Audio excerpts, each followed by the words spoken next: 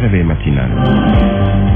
Les titres de cette édition: Tombong Wali et Saliou Ndao passent leur première nuit auprès de leurs familles respectives. Les deux policiers accusés du meurtre de l'étudiant Bassirou Faye sont enfin sortis de prison à la faveur d'une ordonnance de non-lieu rendue par le doyen des juges.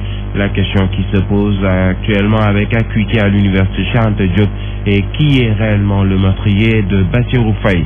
Mairie de Mbacké, le premier adjoint au maire et 5 agents municipaux arrêtés hier pour faux et usage de faux sur documents administratifs. Il devrait être présenté ce matin au procureur selon notre correspondant. La mer a encore fait parler d'elle à Saint-Louis, à Guednar depuis 2 jours. Des vagues déferlantes ont envahi la côte et détruit plusieurs maisons et une partie du mur de protection. Les populations sinistrées de la langue de Barbarie interpellent les autorités. Sport, Afrobasket Tunisie 2015, les Lions en quart de finale. Ce jour, ils affrontent l'Algérie pour un match où toute erreur se paie cash. Nous le verrons avec le président Lamine Gueye. La presse du jour, c'est la revue de la presse de Fabrice Nguema en fin d'édition. Bienvenue à toutes et à tous. Bienvenue. L'actualité sur la première radio urbaine du Sénégal, je vous le disais en titre: Tombong Wali est libre. Le policier est sorti de prison hier après-midi à la faveur du non-lieu ordonné par le doyen des juges il y a déjà quelques jours. Tombong Wali était poursuivi ainsi que Saliou Ndao pour le meurtre de l'étudiant Bassirou Faye il y a 1 an sur le campus universitaire lors d'affrontements entre étudiants et forces de l'ordre.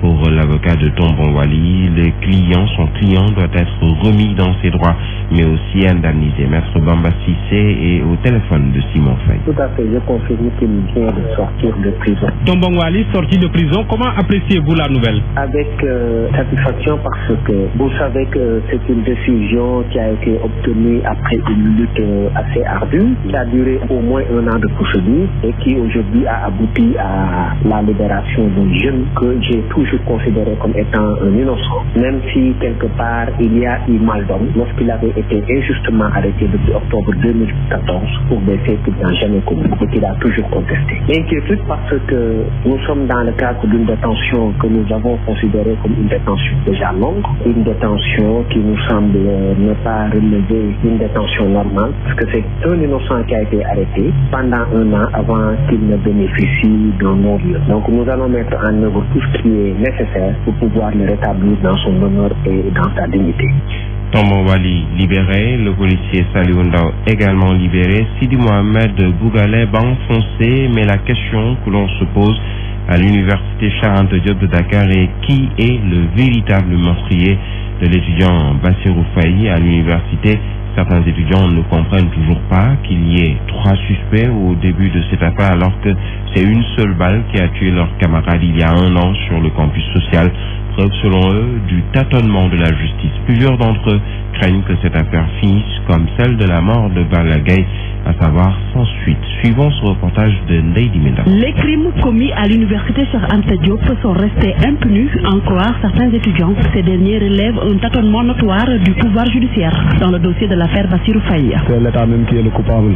Bon, il y a aussi de notre côté le tâtonnement du pouvoir judiciaire qui avait tous les moyens nécessaires à sa disposition et qui n'a pas réussi à réunir les preuves nécessaires. Cela relève même de l'incompétence même de nos pouvoirs qui sont actuellement sur place. Moussa Ndiaye, étudiant en droit, abonde dans le même sens. Selon lui, tout a flanché depuis le début de l'enquête. La problématique qui aimerait d'être posée, c'est de voir qui a tué Bassirou Faye. C'est une balle, normalement, ça doit être une personne. Mais dès lors qu'on nous démontre à l'existence des preuves qu'il y a 3 suspects, le fait qu'on a confié même la police de faire l'enquête, donc serait mènerait donc à une sorte de bouclier même par rapport au véritable meurtrier. Par rapport à l'affaire Balla Gaye, on nous avait dit un présumé, un Thiendella, mais jusqu'à là, où est Thiendella? L'État donc est en train de jouer même sur l'esprit même des Sénégalais. Un autre étudiant, Mamadou Salou Diallo, lui est optimiste. Il est convaincu que la lumière jaillira un jour. Nous avons confiance à la justice sénégalaise. Nous sommes des Sénégalais, nous sommes des étudiants. Vraiment, aujourd'hui, nous avons confiance même au président qui dit qu'il prendra les choses en main. Donc vraiment, nous prions de respecter cette parole. L'affaire Bassirou Faye sera jugée en octobre prochain, avait annoncé le président de la République, au moment où jusqu'ici, le véritable coupable n'est pas encore démasqué. En tout cas, il ne peut y avoir un blocage dans ce dossier avec l'intervention tantôt du procureur de la République et tantôt du juge d'instruction. Selon Maître Demba Ciré Bassili, avocat, chacun d'entre eux a un rôle bien déterminé à jouer. Par conséquent, on ne risque pas d'assister à un blocage dans ce dossier. Maître Demba Ciré Bassili, il est ici avec Salif Kebesako. La loi est là pour réguler un peu les rapports qu'ils peuvent avoir. Le procureur de la République, c'est une autorité de poursuite. Dans le cadre d'une instruction, il a le pouvoir de demander que des investigations particulières soient faites ou que des personnes soient poursuivies. Il appartient au juge d'instruction de décider de la suite qui peut être donnée à ces demandes. Et éventuellement, si le juge d'instruction rejette les demandes du procureur, celui-ci a le droit de faire appel devant la chambre d'accusation qui en ce moment est une juridiction d'instruction du premier degré qui peut suivre soit le procureur, soit conforter le juge d'instruction dans ses décisions. Il ne peut pas y avoir de blocage. Il faut juste que les gens distinguent les rôles des uns et des autres. Le procureur de la République n'est pas un juge, c'est au juge d'instruction de prendre la décision finale sur qui doit être poursuivi ou pas. Dans le reste de l'actualité, toujours judiciaire, les 14 chauffeurs de taxi placés sous mandat de dépôt à Saint-Louis la semaine dernière seront devant le juge aujourd'hui pour être entendus. Ils sont accusés de troubles à l'ordre public après avoir barré la circulation à l'endroit et manifesté leur refus de payer la taxe de stationnement à cause de la présence de nouveaux bus Tata. Un procès qui risque de créer des perturbations dans le système du transport à Saint-Louis ce jeudi.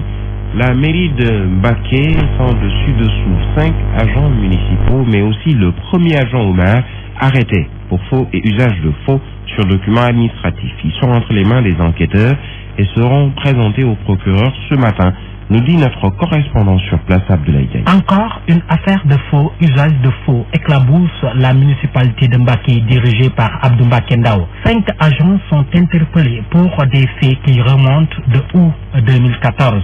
Selon des sources proches de l'enquête, c'est présumé imiter la signature de l'officier d'état civil pour établir de faux documents administratifs. En garde à vue à la brigade de gendarmerie de Mbacké, ces faussaires seront présentés au procureur. Le premier adjoint au maire est aussi entendu sur PV par les gendarmes pour les mêmes faits. Plus chance que les autres, il retourne chez lui. Une affaire à suivre. Abdoulaye Diagne, Mbacké et Zik FM. L'actualité autrement, Zik FM.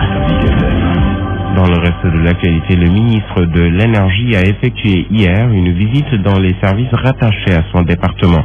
De l'Agence pour la promotion et la maîtrise de l'énergie et à celle de l'électrification rurale et les énergies renouvelables. Des programmes ont été élaborés pour la mise en place de 10 000 biodigesteurs et pour les porter à 60% en électrification rurale.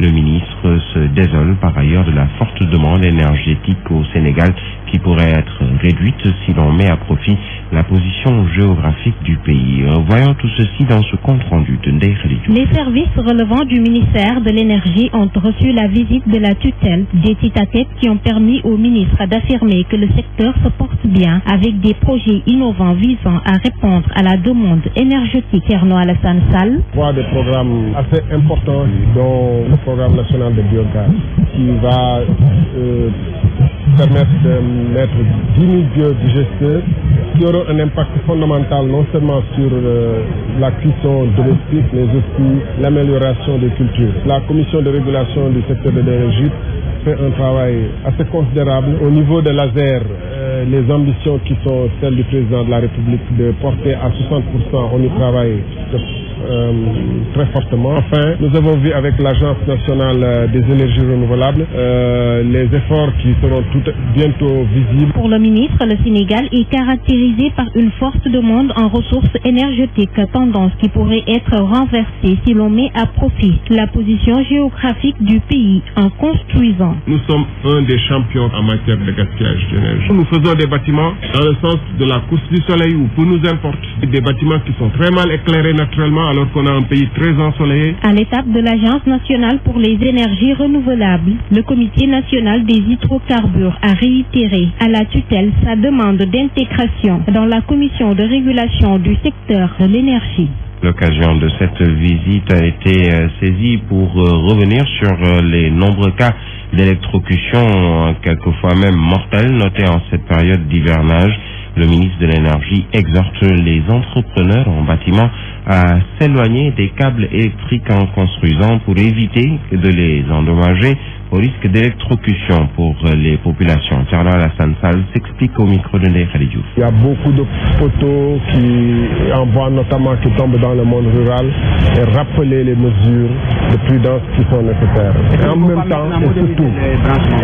même temps et surtout, insister pour tous ceux qui sont en train de construire, les maçons, surtout qui poussent des balcons vers les fils, de faire en sorte d'éviter de se rapprocher des fils ou de pousser les fils électriques pour éviter de fragiliser les systèmes de filtration et d'augmenter les risques que ces accidents puissent se produire. Et puis, pour lutter contre la pauvreté et le manque de moyens, les populations de Diakhaï ont décidé de se donner la main afin de développer la localité aussi. Et sous l'impulsion de l'Union pour le développement de Diakhaï, une journée de solidarité a été organisée. On a permis à 100 jeunes garçons d'être circoncis gratuitement. Occasion pour le personnel sanitaire qui avait en charge la circoncision de réclamer une ambulance pour le poste de santé de Diakhaï qui n'en dispose pas, afin d'arrêter plutôt les évacuations par taxi clando. Reportage Idrissa Diémé.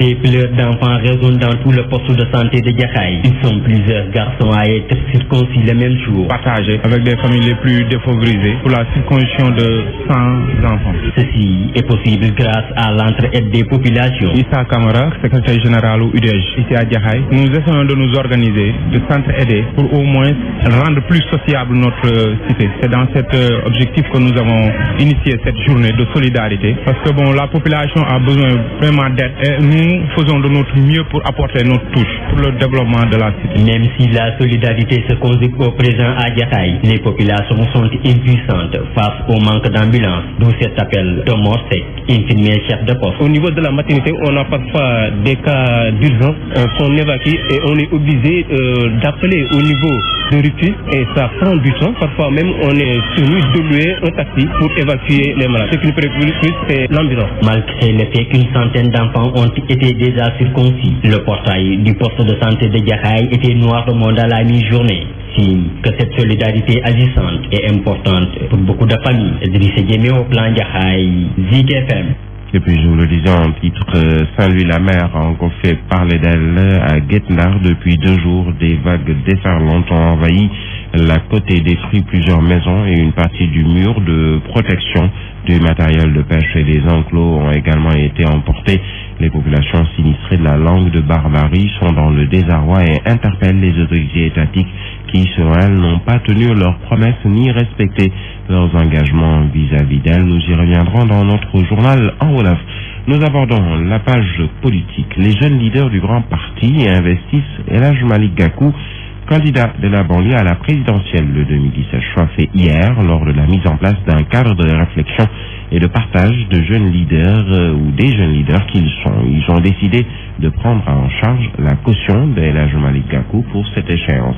Ces jeunes comptent sillonner tout le Sénégal pour atteindre leur objectif. Mamoudou Diaye Diop est leur porte-parole. Il est avec Mamoudou Fofana. Le sens de la rencontre, c'était un peu de pouvoir faire, mettre en exergue le grand parti, de façon globale. Ensuite, lancer un appel à candidature et participer à la caution du docteur El Hadj Malick Gakou lors des prochaines élections présidentielles à venir. L'élection de Malick Gakou soit candidat parce que nous sommes conscients après une analyse de l'échiquier politique, parce que Malick Gakou est la solution pour le Sénégal.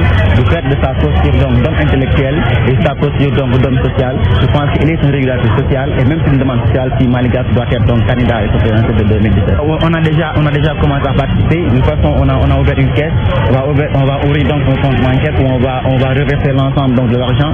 On va sillonner le département de Guédiawaye, Dakar et l'ensemble du Sénégal pour pousser les jeunes à venir adhérer à l'idéologie du GP et participer à la caution du docteur Malick Gakou. Après les jeunes de Malick Gakou, ceux de Moustapha Niasse. Teewal Moustapha Niasse fal Macky Sall. Il s'agit d'un mouvement politique mis sur pied par les jeunes progressistes du département de Nioro.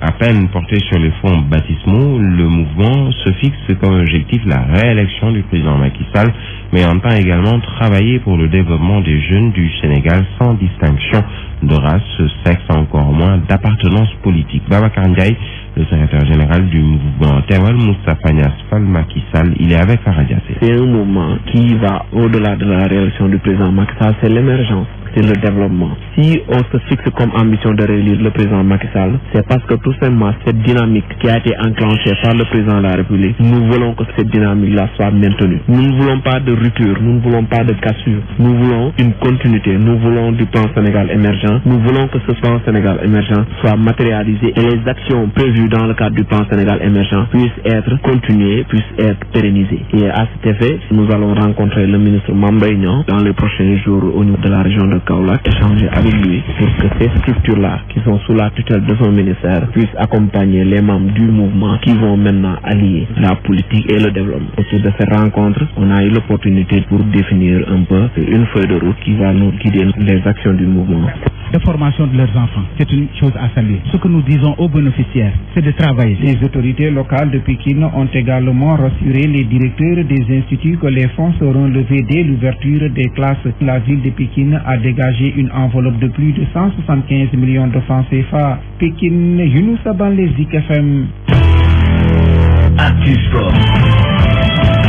Actualité des sports dans ce studio pour nous présenter ce journal. Lamingay, bienvenue, bonjour. Bonjour Birahim, bonjour à tous. Nous parlons de l'Afrobasket 2015 qui se poursuit en Tunisie. Les demi-finalistes seront connus aujourd'hui. Oui, au terme des quarts de finale qui seront disputés ce jeudi, on connaîtra donc les 4 meilleures équipes du continent, 4 affiches qui seront très disputées, comme ce fut le cas d'ailleurs dans tous les matchs depuis le début du tournoi. Voici le programme complet à 13h30. Le Gabon, la surprise de ces quarts de finale qui a fait sensation en sortant. Le Cap-Vert joue contre le Nigeria tombeur du Mozambique. Le Sénégal, qui a mis 31 points de différence à l'Ouganda, se retrouve cette fois-ci devant l'Algérie qui a sorti le Cameroun de justesse avec 2 points d'écart seulement. Ce sera à 18h30, un peu avant, à 16h, le véritable choc de ces quarts de finale, puisque l'Angola, tenant du titre, joue l'Égypte qui a marqué les esprits.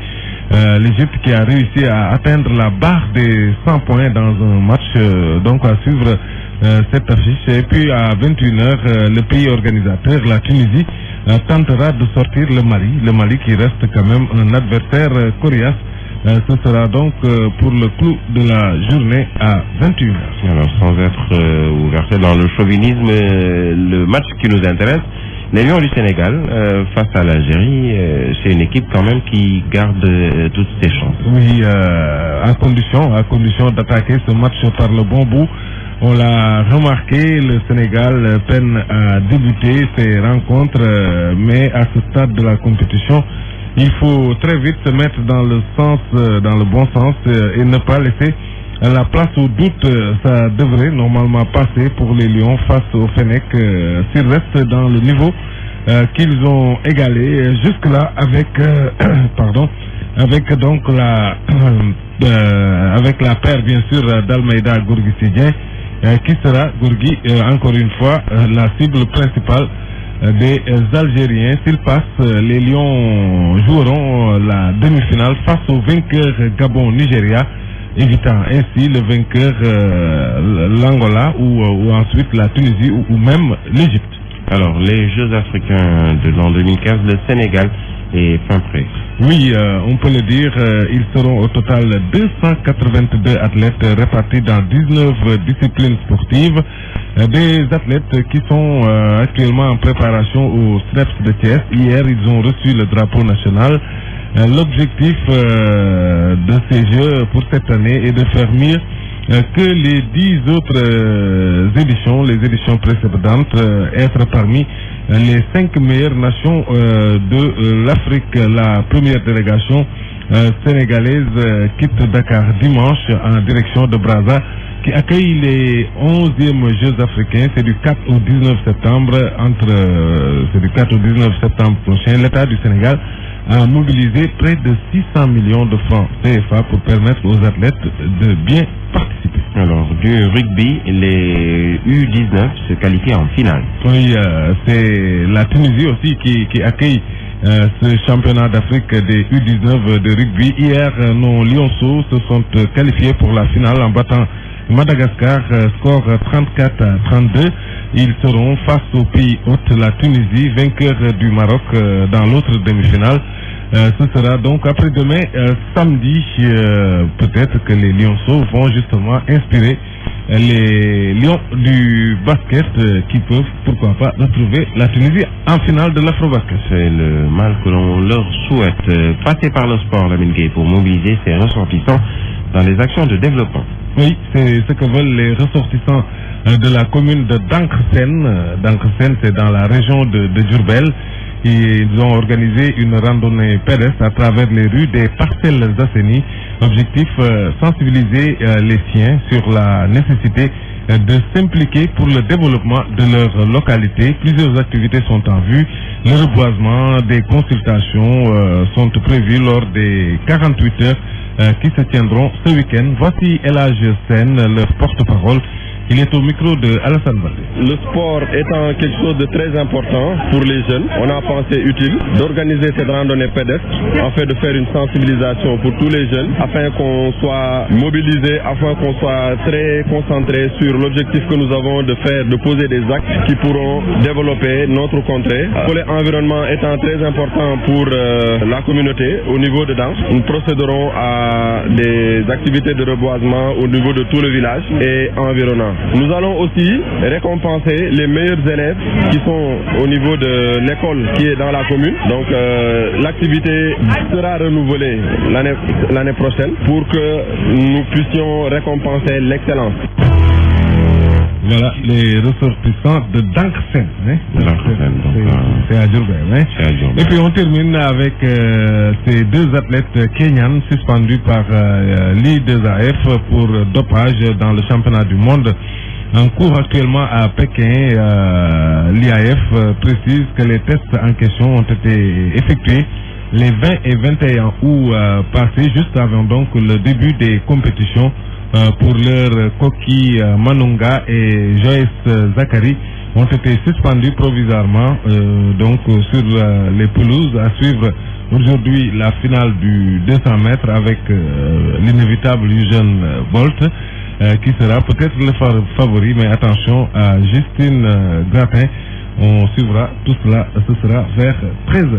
Merci à vous, Lamine Gueye. Le reste de l'actualité.